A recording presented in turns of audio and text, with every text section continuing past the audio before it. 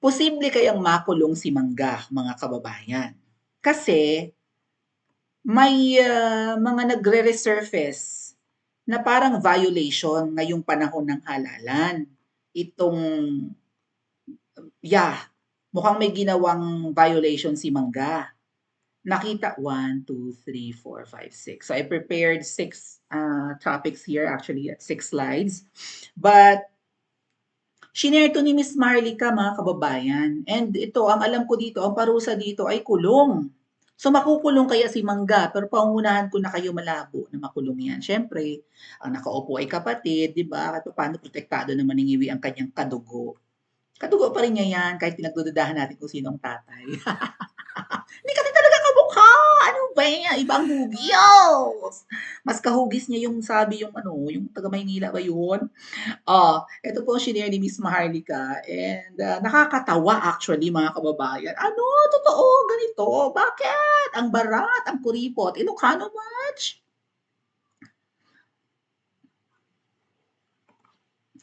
So posted by Miss Maharlika ay isang conversation. What? Sa Tacloban.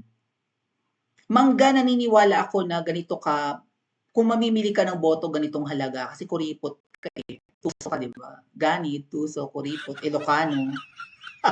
Typical Ilocano, no? Yun yung yun yung impression kapag Ilocano, kuripot, 'di ba? Which is a good virtue actually, mga kababayan, pero minsan hindi rin maganda yung sumusobra yung kakuriputan. Pagdating sa siguro sa pagtitipid, okay, magkuripot ka instead of you, 'di ba, buying luxury things, spending your money to expensive meals, you would rather eat cheap, 'di ba? Affordable meals pero healthy, mga gano'n, 'no? Pero may downside din yung pagiging kuripot pagdating sa pakisamahan. Diyos ko po, kapag ambagan, kung uod ka ng kuripot at uod ka ng kunat, ay hindi ka masarap na kaibigan. Tama ba? Yung tipong pag nag-aambagan kayo, biglang nawawala, biglang nagdi-disappear. May mga friends akong ganyan. Hindi na makatarungan, hindi na hindi na tama yung pagiging kuripot. So, someone send a message to Miss Maharlika, mga kababayan. And ang sabi ng message, this is from Tacloban. Hide lang po my name. Baka mapahamak ang pamilya ko sa Tacloban. So, sa Leyte. Baluarte ni ano to, di ba? Ni Tambaloslos, Tacloban. Tacloban City po yan. Kay Mangga po, 50 pesos lang. Excuse me. Sentabi. Yung 50 pesos may naka-stapler na na number 39 sa balota. Syempre si Mangga yan. Right? Right? Si Amy Marcos ang number 39. So, maybe I'll zoom it some more para makita ko talaga kung pangalan ni Mangga Itay. Teka nga, zoom ko.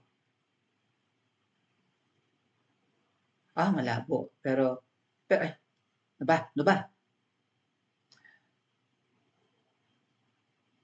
Amy Marcos. Marcos Amy.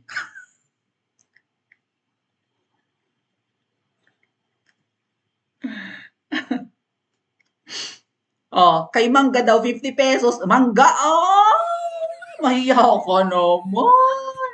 Ano ang mararating ng 50 pesos mo? Now I'm thinking, baka mamaya, 2 pirasong 50. So, 100 pesos pa rin. Pero bawat 50, may naka-staple na pangalan ni Mangga at kung ano yung isi-shade sa balota na number. So, Marcos Aimee R, and then, ayun, kung anong numero sa balota. Ayun. Kaya tanong ni Miss Maharlika, Aimee, totoo ba na 50 pesos lang ang bayad mo kada botante? Nagtatanong kami. Ang barat! Actually, pwede itong malaki, mga kababayan eh. So, for senator lang yan, 50. Ay boboto ka pa ng congressman doon sa Tacloban. Boboto ka ng governor, mayor. So, may mga yan eh. Meron silang, meron magbibigay dyan ng 300, may 100, may 200. Merong isa rin mamaya, didiscuss natin, may isa rin namili ng boto, barat din. Kasi na-booking yung ano, mukhang naharang yung pera, right? May ganung balita, di ba? May nakumpis kang pera, kaya nung namili ng boto, kasing barat lang din ni Mangga kung namili si Mangga. Ano ito, Mangga? 50 pesos? Pabulaanan mo ito.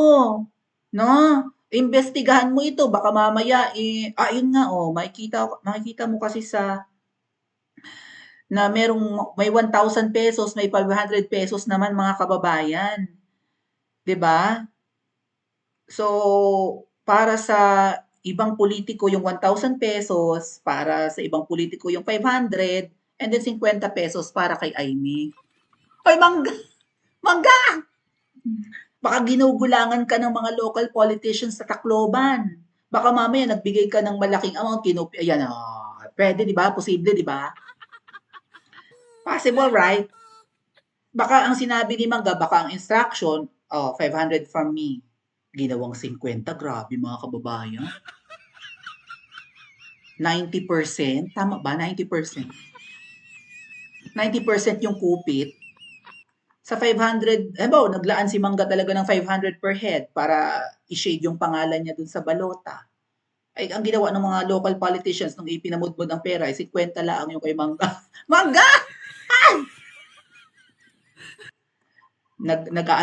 Naggugulangan tong mga to. Tingin ko naggugulangan tong mga to eh. Nakakahiya! Mangga, papayag ka nito, 50 pesos lang kung sino man po ha, Mangga. Kung sino man yung naabutan mo na politiko na siyang magbibigay sa kanyang mga constituents. Kasi posible yan mga kababayan eh. Kung manliligaw ang isang politikong nasyonal sa mga local officials, halimbawa, ipatawag niya sa opisina niyo yung mga mayors, mga governors. Gusto kong manalo sa distrito mo, gusto kong manalo sa probinsya mo. Magkano kailangan mo? Oh. Baka ang binigay naman ni Mangga talaga sa local politicians, say governor or mayor or congressman, barya lang din. Baka binigyan lang yan ng, let's say yung isang gobernador, binigyan lang yan ng 10 million. Siyempre si governor may kupit, right? Tapos ang kupit, 90%. Ano ito? Ang kasuklam-suklam pa mga kababayan ay, ito may isa pang post. At si Mangga pa rin ang associated or 'di ba, ang tinatamaan dito. May ipinamimigay na mga sample ballots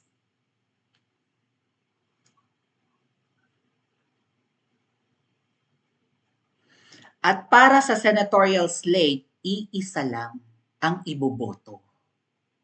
Ito ay kumakalat di umano. Yeah, I think so. Kumakalat ito sa norte, sa Ilocos. And this is undervote. According nga kay Maricar, wala daw undervoting sa Ilocos, pero may mga sample ballots na ganun. Ang pipiliin lang as senator ay si Mangga. Kasi ako na nagsasabi sa inyo mga kababayan, ang undervoting ang pwedeng maging chance ng isang politiko na manalo. Okay? Kung boboto tayo ng 10, baka manalo yung 10. Kung boboto tayo ng 3, sure na mananalo yung 3. At yung may kinwento ako sa Princess Maui 2, di ba? May isang grupo na isang tao lang ang iboboto nila, di ba? Para sure na manalo ang kanilang kandidato. Mag-subscribe kayo sa Princess Maui 2 kung di nyo narinig sa backup channel yung chika na yan. Chinika ko na yan few days ago na may isang grupo, isang kandidato lang ang iboboto nila, hindi Duterte. Isa lang. Para siguradong manalo. At ito, ang technique ni Mangga, at kumakalat ito Mangga, pabulaanan mo ito dahil kung hindi, ang parusa dito, kulong. Ha? Bukod sa tigsi 50 pesos na nakadikit sa pangalan mo na kailangang bumoto ng Mangga at 50 pesos ang nakalaan para doon, ang ibobotong senador sa norte ay iisa lang at pangalan mo lang kasi karibal mo pa rin ang Duterte sa boto. Kapag may bumoto sa norte ng Duterte at binoto ka rin, karibal mo pa rin yung 10 sa posisyon.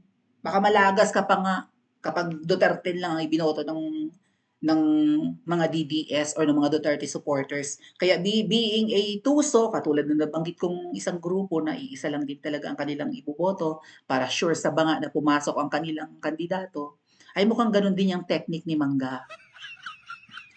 Ngayon mga kababayan, naglabas kasi kanina ng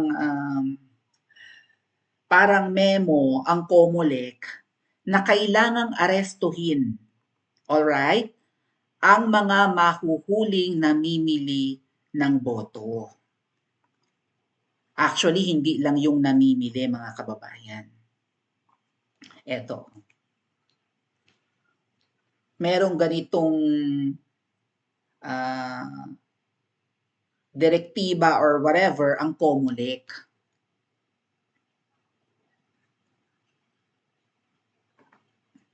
Ano ang sabi? COMELEC, hinimok ang kapulisan na ipatupad ang warrant, ay para palang martial law mga kababayan, warrantless arrest. Pwedeng mang-aresto ang pulis ng kahit sino nilang gusto. Ay, atik, delikado ite. Martial law na nga. Undeclared lang, unannounced, pero indirectly martial law. O, hinimok ang kapulisan na ipatupad ang warrantless arrest laban sa mga vote buyer. Mangga, hello, hi. Totoo ba ito? May kumakalat na sample ballot, kadikit or naka-staple ang pera, kasama ang pera, at ang isinasuggest sa Norte, isang senador lang ang iboboto. May sample ballot, may kasamang pera, at ikaw lang ang iboboto. And then si Miss Maharlika nag-post, may nag-message, taga-Tacloban, pinapatago yung identity, may vote buying na naganap, may 1,000 para sa mga matataas na opisyal, halimbawa congressman, governor, may 500 siguro para sa mayor, at para sa senador, 50 pesos lang. Mga kababayan, ang lala ng vote buying ng mga nakaraang gabi. Sa QC, di ba may nakunan ng video? Pila gabi, nakapila for vote buying. Kinuna ng video, ang haba ng pila, hating gabi yata. So ang sabi, aarestuhin ang mga vote buyer, pati yung seller. So ikaw na ipinagbibili mo ang boto mo, pumipila ka or tumatanggap ka, dapat kang arestuhin. Ang tanong, may kulungan na pagkalaki-laki? COMELEC, ang Pilipinas para ikulong pati yung nagbenta ng kanilang boto? Ilang libo, ilang milyon katao ang guilty of receiving money. Kaya niyong ikulong lahat? Malabo ito eh. Ang ating instruction sa PNP, sabi ng COMELEC, bilang aming deputized agent na kinakailangan pigilan natin ang pamimili. Alam niyo, parang ano na lang to, lip service. Parang ano na lang, ek-ek, yun yung term. Ek-ek na lang ito ng COMELEC. Hindi nyo aarestuhin ang mga guilty of vote buying and vote selling kapag kaalyado ni Ngiwi. Baka nga personalin nyo yung mga yung mga pro Duterte, baka may gumawa nito mga kababayan na pro Duterte, alam nyo naman. 'Di ba? Pag election season, campaign seasons, ay kanya-kanya ng bili ng boto para manalo. Malaki ang ginagastos.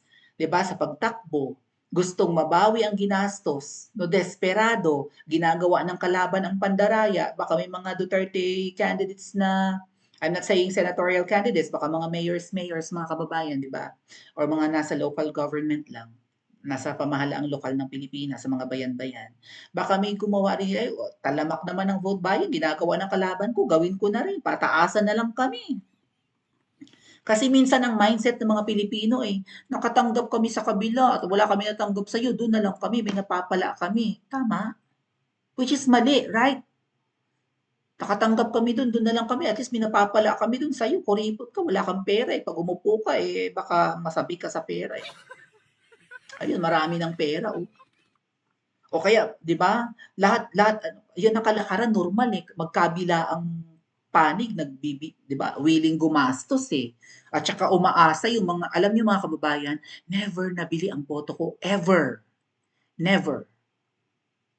Simula nang naging registered voter ako, hindi ako nabili ang boto. I was waiting actually.